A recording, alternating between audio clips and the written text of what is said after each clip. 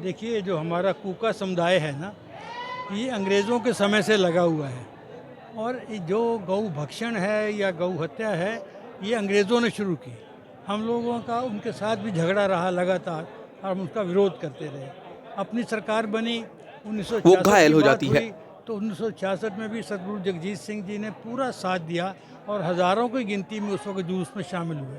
हमारा हम ये मान के चलते हैं कि जब गऊ की रक्षा होगी देश के अंदर, तभी गऊ देश के अंदर संपन्न होंगे।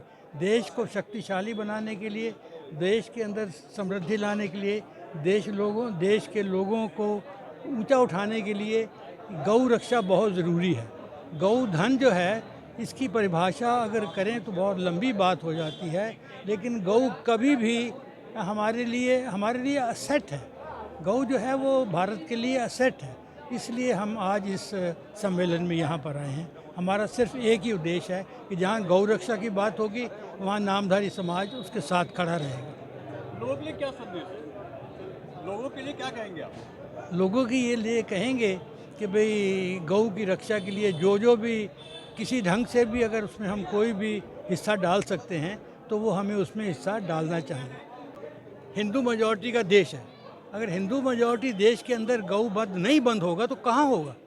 इसलिए सबसे पहले काम ये होना चाहिए, हम ये समझते हैं कि अगर देश को ऊपर लेके जाना है, ये लोग देश के लोगों को आप समझते हैं कि उनका सर ऊंचा हो, तो उसके लिए गौ रक्षा बहुत ज़रूरी है।